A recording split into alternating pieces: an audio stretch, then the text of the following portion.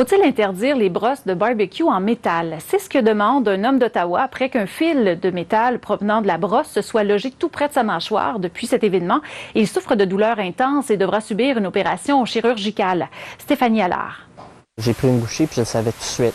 Le rassemblement familial de Dan Bova au début du mois de juin ne s'est pas du tout déroulé comme il le pensait. La fête s'est terminée après une bouchée. La douleur était intense, instantanée. L'homme de 40 ans reçoit d'abord un diagnostic d'infection à la gorge.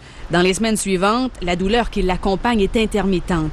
Mais il y a quelques jours, une nouvelle souffrance très vive fait son apparition. Je suis constamment en douleur.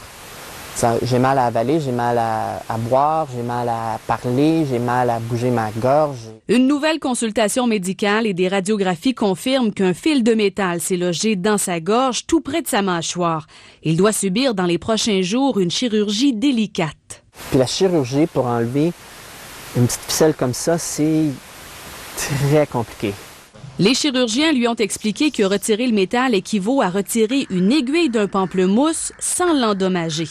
Cette mésaventure pousse Dan Bova à mettre en garde les amateurs de barbecue.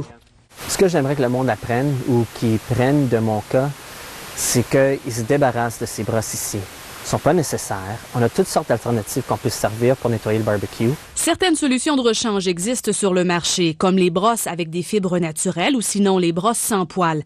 Si vous voulez quelque chose d'un peu plus maison, vous pouvez utiliser un demi-oignon, un morceau de papier d'aluminium chiffonné ou un simple morceau de bois non traité.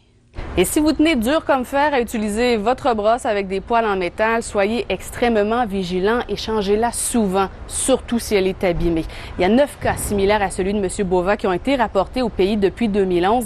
Santé Canada étudie les dangers potentiels liés à ce type de brosse. L'agence pourrait décider d'en interdire la vente. L'étude en question doit être complétée à la fin de l'été. Ici Stéphanie Allard, Radio-Canada, Ottawa.